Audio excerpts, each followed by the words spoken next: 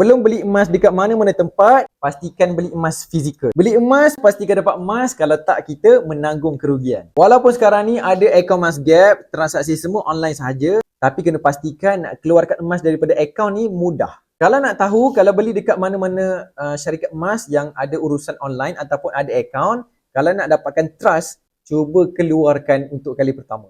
Contohnya 1 gram dah boleh keluarkan dekat akaun Masgap ni, cuba lalui proses tu. Mudah tak nak keluarkan? Percaya itu sangat-sangat penting. Sebab ada syarikat-syarikat emas, kalau dia nak keluarkan emas, walaupun yang kecil-kecil macam ni, dia perlu tempoh masa. Kena ada tunggu sebulan, kena ada tunggu 3 bulan. Akhir sekali berbulan-bulan emasnya tak ada, duit kita pun lebur. Jadi kena pastikan kita beli dengan syarikat yang berkredibiliti. Contohnya dekat Publigo ni, nak keluarkan emas sangat-sangat mudah walaupun urusan semua online dalam aplikasi saja. Jadi ini tujuan akaun Masgap dekat Publigo diciptakan supaya kita mudah nak keluarkan dekat tangan walaupun tak ada bajet yang besar. Harga emas sekarang dah 400 lebih untuk 1 gram. Mungkin tak ada bajet tu, mula dengan berapa bajet ada, serendah 100. Buka akaun Masgap ni, kita menabung ikut bajet dan kita keluarkan dekat tangan. Bila ada emas dekat tangan, kita yang untung. Tindakan, kalau nak tanya apa lagi tentang emas, boleh drop saja dekat komen.